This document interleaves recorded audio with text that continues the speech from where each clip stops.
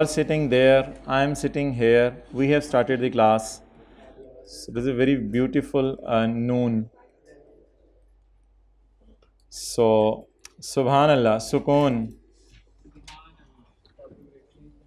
In the context of Khalaji ke ordinance, Khalaji ka law, discuss how the above issues should be dealt with in financial statement of Khaluji for the year ended 30 June 2020. Rashid किहड़े topic ਦਾ ਸਵਾਲ ਸੀ ਪਤਾ ਨਹੀਂ ਯਾਰ ਅੰਗਰੇਜ਼ੀ ਲਿਖੀ ਦੀ ਸੀ topic ਤੇ ਮੈਨੂੰ ਵੀ ਪਤਾ ਨਹੀਂ ਲੱਗਿਆ मैं तो लीज समझ लिया सी अच्छा जी बिल्कुल ठीक है आप बीए कर लें साल ख़त्म होने से 14 दिन पहले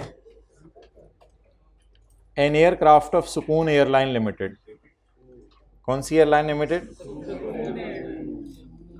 मेड एन एमरजेंसी लैंडिंग अल्लाह अकबर पेट्रोल ख़त्म हो गया she made an emergency landing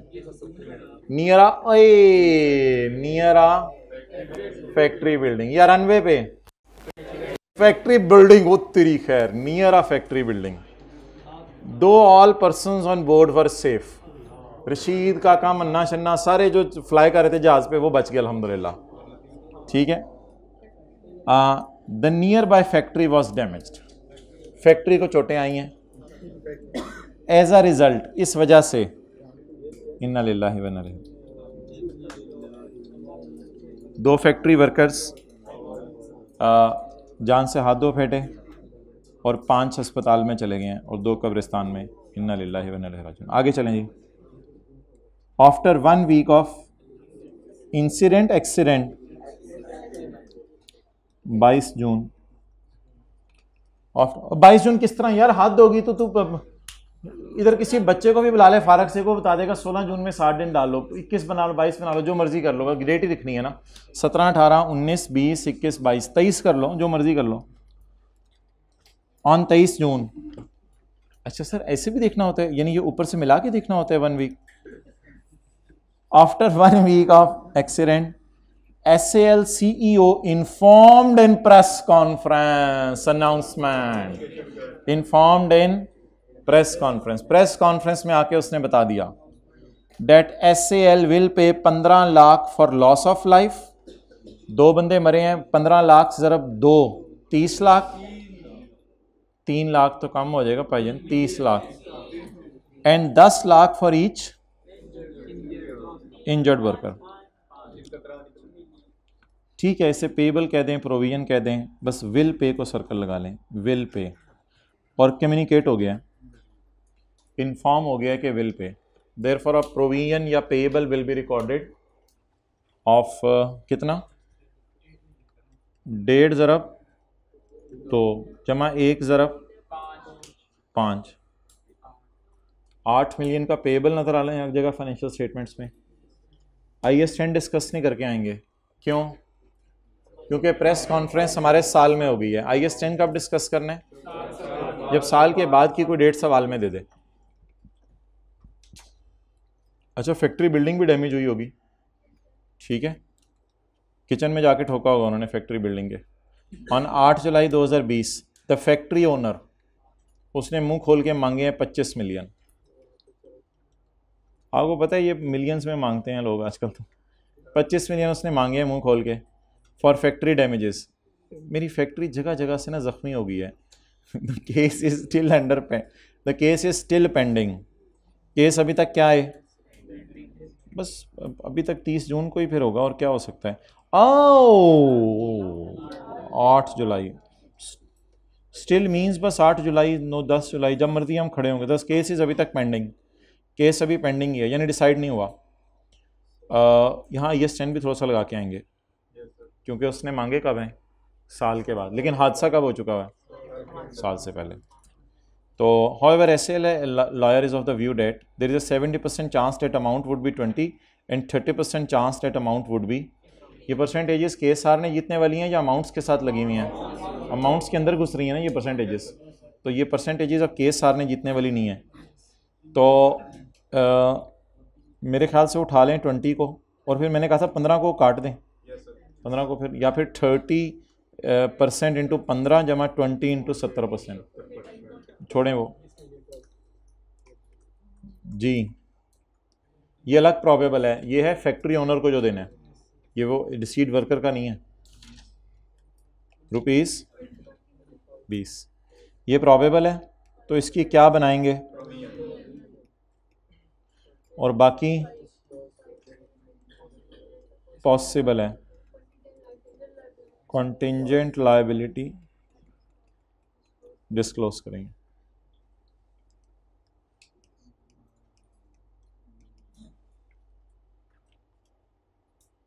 It will be disclosed in the notes to the financial statements giving brief nature of event and estimate of financial effect। जी second row में hybrid में note हो रहे हैं ना साथ साथ, ज़रा कोई चेक कर लें। चलें कर लें आप नोट, शुक्रिया। अच्छा जी आगे चलें। यार तू बड़ी चिल में क्लास लेते हैं, आज तो नोट भी कर रहे हैं माशाल्लाह, ये दीवार के साथ टेक लगा के बैठे हैं। आई रियली अप्रिशिएट यू यार। ना यार वो तो समझ भी आ गया था सांस, अब इसमें क्या नोट करने का टाइम देना है। हाँ जी अच्छा जी।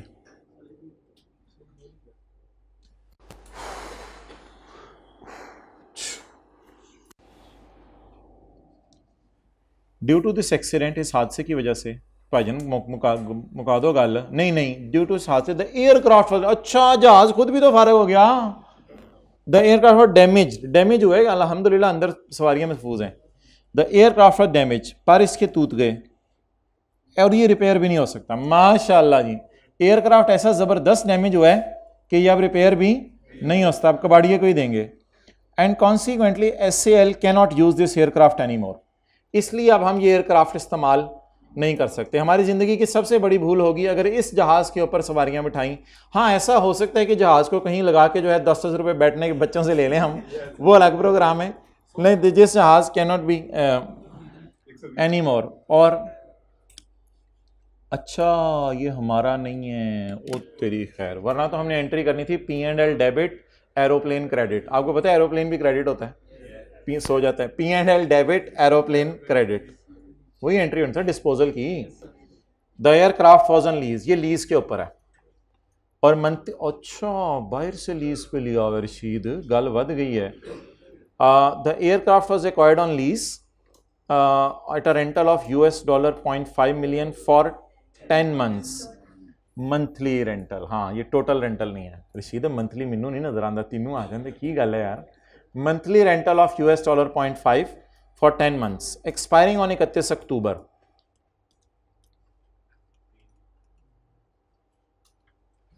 लीज एक्सपायर हो रही है जुलाई, अगस्त, सितंबर, अक्टूबर।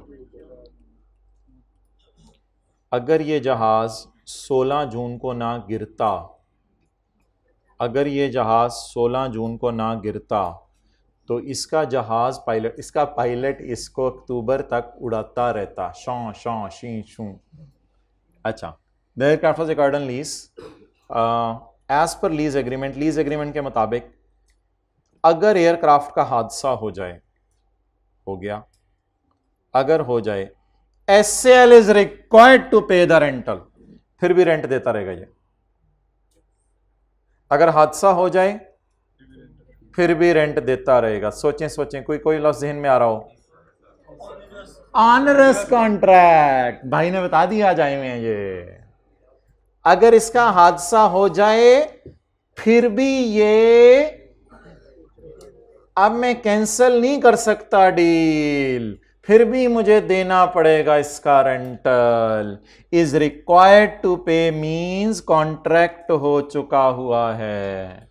अगर कहां लिखा हुआ है सर कॉन्ट्रैक्ट चपेड़, ये लिखा हुआ है लीज एग्रीमेंट में लिखा हुआ है, अगर जहाज टूट भी जाए तो टूटे हुए जहाज का भी किराया देना पड़ेगा। इसका मतलब है जब पायलट को आराम से उड़ाना चाहिए था। SAL इज रिक्वायर्ड टू पे, लेकिन एक थोड़ी सी रिलैक्सेशन है, सिर्फ जहाज का किराया आपने उस वक्त तक देना है लेसर को जब तक के इंश्योरेंस क्लेम सेटल ना हो जाए। एक मिनट, इंश्योरेंस क्लेम किसको सेटल होना होगा? Excellent, I really appreciate. जिसका था भाईजान, सुकून को इंश्योरेंस की रिकवरी नहीं मिलनी, क्योंकि हमारा एरोप्लेन ही नहीं। एक बार याद रखिएगा, इंश्योरेंस वो कराते हैं जो एसेट ओन कर रहा हो। जिसने एसेट लीज पे लिया हो किराए पे, उसको तो नहीं इंश्योरेंस करानी होती। एसेट किसने, इंश्योरेंस किसने करानी होती है? एसेट के मालिक ने। तो इंश्योरेंस क्लेम किसको मिलना है? टिल इंश्योरेंस क्लेम, अकल लगाएं थोड़ी सी, till insurance claim is received by lessor. ये थोड़ा सा जरा सोचना था आपने कि इंश्योरेंस हमें नहीं मिलनी, इंश्योरेंस उसको मिलनी है। The insurance claim was settled on 31 August. Insurance claim 31 अगस्त को सेटल हो गया है। इंश्योरेंस क्लेम 31 अगस्त को सेटल हो गया और अभी अल्लाह का शुक्र है हमारी फाइनेंशियल स्टेटमेंट हमारे हाथ में है, कोई ऐसा मसला नहीं। पता नहीं सितंबर अक्टूबर में कब जाके डायरेक्टर्स ने ऑथराइज करनी हो, तो अभी फाइनेंशियल स्टेटमेंट हमारे हाथ में, इंश्योरेंस क्लेम सेटल हो गया। या ये भी लिख सकता था सेटल हो जाना है, तो जब मर्जी हो जाए सेटल, सेटल डेट के बाद का मैंने रेंट नहीं देना। अब मुझे बताएं मैंने एक्सीडेंट के बाद कितने रेंट देने हैं?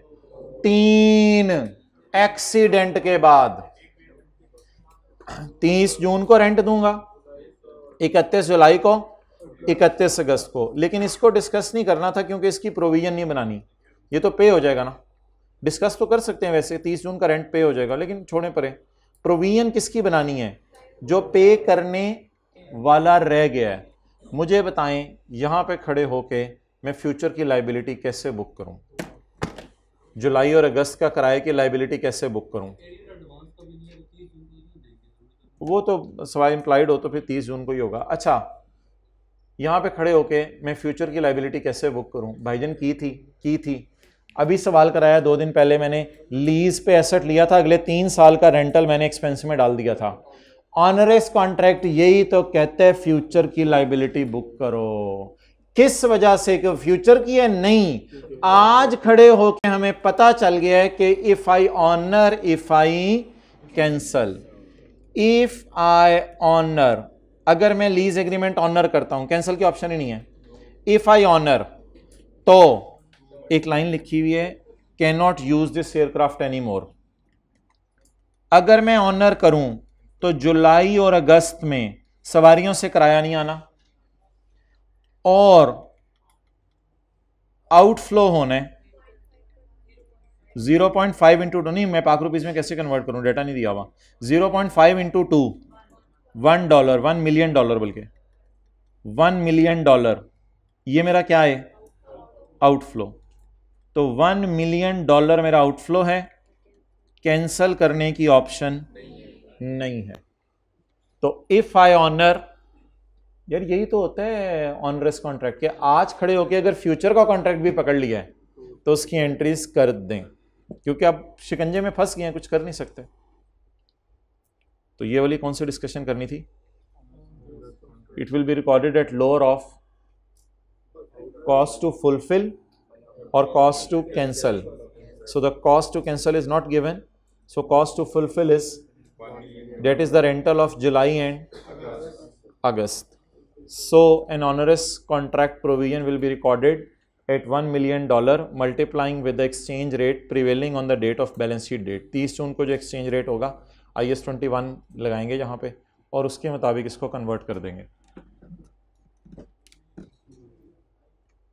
ये हाँ एडजस्टिंग इवेंट तो है ही, क्योंकि 31 अगस्त को हो गया, लेकिन वो हादसा तो 16 जून को हो चुका है ना।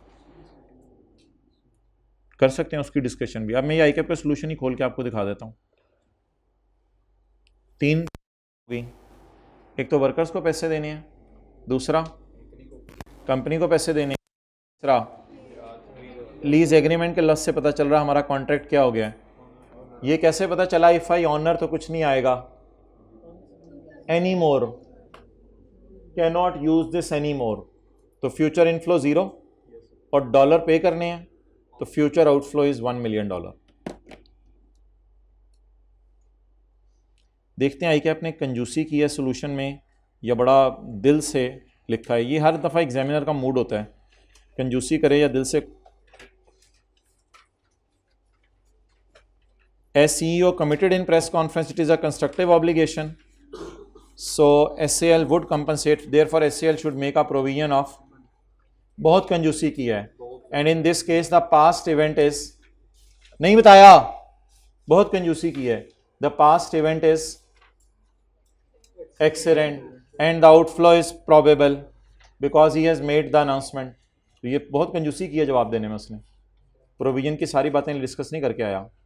And the reliable estimate in this case is ₹8 million. The claim was filed subsequent to year end. Owner ने 8 जुलाई को केस किया था हमारे खिलाफ. But obligating event emergency landing occurred before year end, so it is an. थोड़ा सा IAS 10 का टच क्यों कराया इसने दूसरे पॉइंट में? क्योंकि 8 जुलाई को ओनर ने हमारे खिलाफ केस किया था. एज पर लीगल एडवाइजर, बहुत कंजूसी की है सोल्यूशन में. SAL would be liable to pay damages, but amount is, so SAL would make a provision of most likely, that is 20 million, and regarding remaining 5 million, it will be disclosed as a contingent liability, giving brief nature of event as estimate of.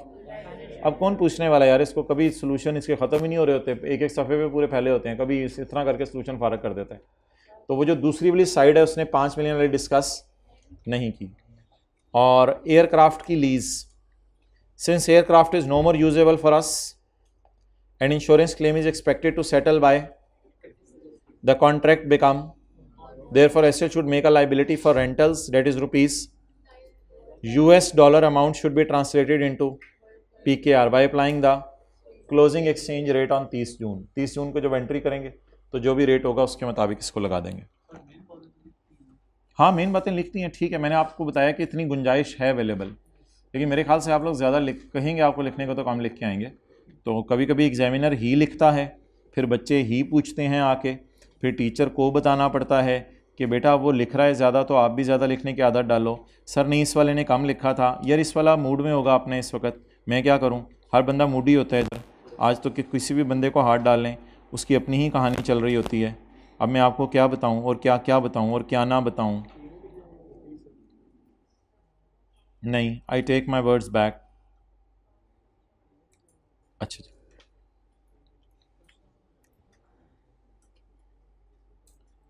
अच्छा जी, page number 371.3. ये कर नहीं लिया हुआ 0.3? तल लिया हुआ है? नहीं, तल लिया हुआ है. इसका 0.4 है कोई क्वेश्चन 3 का? है 0.4 इसका? नहीं है. पहुंची हुई सरकारें बैठी हुई हैं, आप लोग छोड़ें यार, इनको छोड़ें. अच्छा जी, 4 का 4 हमारा ईयर एंड बताएं. 31/12.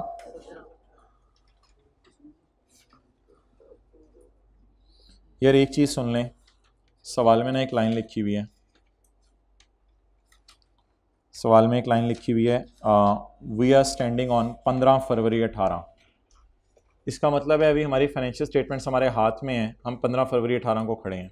अभी कोई इतना बड़ा डैमेज नहीं हुआ, जिसको आप कहते हैं ना डैमेज हैज़ बिन डन, तो इतना बड़ा डैमेज नहीं हुआ. अभी हमारा सब हमारे हाथ में है. 15 फरवरी 2018 हमारा ईयर एंड. एवं ही सवाल वाले ने कह दिया मैं किस दिन खड़ा हूं. इट डजेंट मीन कि इसने डायरेक्टर्स ने ऑथराइज की हैं. डायरेक्टर ने ऑथराइज तो मार्च अप्रैल में जाके करते हैं, बड़ी आराम से फाइनेंशियल स्टेटमेंट ऑथराइज होती हैं. पाकिस्तान में तो शायद 4 महीने पता नहीं कितने हैं, तो काफ़ी टाइम होता है. तो इसलिए अभी तो ऐसे हम बस प्रोग्राम चल रहा है इधर. In November 17 as per restructuring plan, restructuring हो रही थी. An option of early retirement, बूढ़े बूढ़े एम्प्लॉयज़ को हमने कहा आप अगर चाहते हैं ना तो आप छोड़ के जा सकते हैं, ऑप्शन हम आपको देते हैं. In exchange for one off payment of 1 million, आपको जाते हुए ना 10 लाख रुपया देंगे हर एक को. सर मुबारक हो आपको जाते हैं, इंशाल्लाह हम 10 लाख देंगे. Was offer to each employee. जिन जिनकी उम्र 50 साल से ऊपर है, in November option was offered. ये तो देखने वाली आंख होनी चाहिए ना यार. In November option was offered to each employee. पीछे कुछ नहीं रह गया, एम्प्लॉयज़ को बता दिया. पीछे क्या रह गया और किसको बताना था? एम्प्लॉय के बच्चों को भी जाके बताना है. चपेड़ टीवी में आके अनाउंस क्यों करना है? एम्प्लॉयज़ को निकालना है, ख़त्म करें बात, उन्हीं को बताना था. तो रीस्ट्रक्चरिंग की बिल्कुल प्रोविजन बुक होगी क्योंकि हमारे साल से पहले अनाउंस हो गया. According to the restructuring plan, अब जो प्लान हमारा बन रहा है ना वो ये है कि हमें लग रहा है कि 25 लोग जो है ना ऑफर एक्सेप्ट कर लेंगे. 50 साल से ऊपर के 25 लोग हैं हमारे पास, माशाल्लाह यार बड़ी ऑर्गेनाइजेशन है. 50 साल से ऊपर के 25 लोग हैं तकरीबन हमारे पास. Baba ji Rashid, Baba ji Anjum, according to restructuring plan management का ख्याल है 25 एम्प्लॉयज़ इस ऑफर को ले लेंगे। ख्याल कितने के कितने एम्प्लॉयज़ ले लेंगे? 25। The option can be exercise till 31 मार्च। 31 मार्च तक आप लोग आ सकते हैं, डेडलाइन होती है ना, सारी बातें। 31 मार्च तक आ सकते हैं आप। वो जो मैं एक डेट देता था ना, डिवीजन क्लोज करने, उस टाइप की डेट है, यानी 31 मार्च तक आप हमारे पास आ सकते हैं, जब मर्जी आए, कोई मसला ही नहीं। भाईजान अनाउंस कब हुआ है और कब तक आ सकते हैं पैसे लेने के लिए? 31 मार्च तक अगर आपने ऑफर अवेल कर ली, ठीक है। अगर बाद में आप कहें हमने रिटायर होना है, तो हम नहीं आपको रिटायर करेंगे, जान लेंगे आपकी काम करा करा के। द ऑप्शन कैन बी, हो सकता है आपको नौकरी से निकाल दें, फिर कम से कम 10 लाख आपको नहीं देंगे अगर आप बाद में आएंगे तो। The option can be exercise till 31 March. 10 employees have already opted for scheme till 31 दिसंबर। अच्छा, अंदाजा कितनों के? 10 आ गए हैं इधर, सॉरी नवंबर के बाद आए होंगे ना, पहले कैसे आ सकते हैं? 10 आ गए हैं इधर, आने कितने हैं? 25। 10 employees have already opted for scheme, a further 6 have opted scheme after year and. ये वाली लाइन 15 फरवरी वाली है, मैं खड़ा 15 फरवरी को ना, ये वाली लाइन 15 फरवरी को रेफर कर रही है। Assume that today is, assume करो मैं किस दिन खड़ा हूं। 10 employee has 6 employees opted for scheme after year end by excellent. ये बात पता पेपर में पता चल गई तो छा जाएंगे आप। ऊपर 15 फरवरी वाली ये वाली बात यहां से लिंक करनी है। मुझे कैसे इल्हाम हो गया और 6 आ गए हैं? मैं खड़ा 15 फरवरी को, 6 और आ गए हैं। अच्छा, कितने इंशाल्लाह मार्च तक आ जाएंगे? जरा बताएं कितने इंशाल्लाह और मार्च तक आ जाएंगे? हिम्मत हिम्मत हौसला, कितने और आ जाएंगे? 9 और आ जाएंगे। चलें जी आगे पढ़ें। ओहो, ये लाइन तो ऐसे ही है, फारक सी है जी। पेमेंट्स कब करना शुरू करनी है?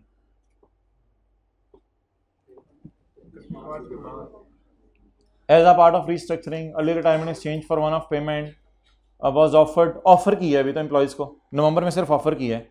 मैनेजमेंट का ख्याल है 25 employees would accept the offer, कर लेंगे।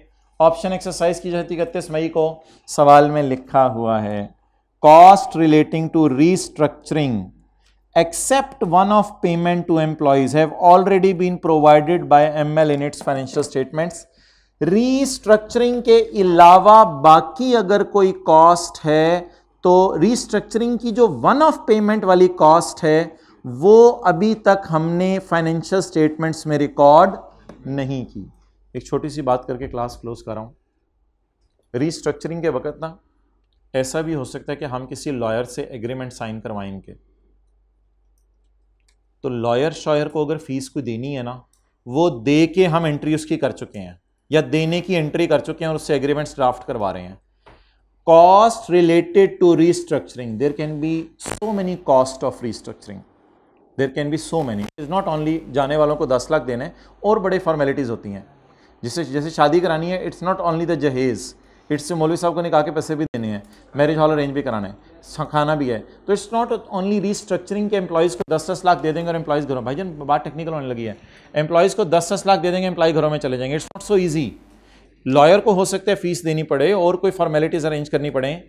तो cost related to restructuring except 10 lakh have already been recorded, लिखे means 1 million is not recorded. वो हमने करना है, ऐसी बोंगी मारी थी, कोई फायदा नहीं इस लाइन का था। Means 1 million is not recorded. ये वन ऑफ पेमेंट है ना, ये हर महीने किया करनी है, सिर्फ एक बार करनी है। किस वक्त? तो इस बात का सिर्फ उर्दू में मतलब ये है, वो जो 1 मिलियन है अभी रिकॉर्ड नहीं हुआ। वैसे ना भी लिखता तो मैं यही एज्यूम करना था, रिकॉर्ड नहीं हुआ, हम नहीं करना है। Cost related to restructuring except 1 million लिखें, except 1 million have already been provided by ML in its financial statement। मतलब लिखें शायद लॉयर फी वगैरह रिकॉर्ड हो गई है, लिखें शायद लॉयर फी वगैरह रिकॉर्ड हो गई है और एम्प्लॉयज़ की पेमेंट अभी रहती है। शायद लॉयर फी वगैरह रिकॉर्ड हो गई है और एम्प्लॉयज़ को पेमेंट अभी रहती है।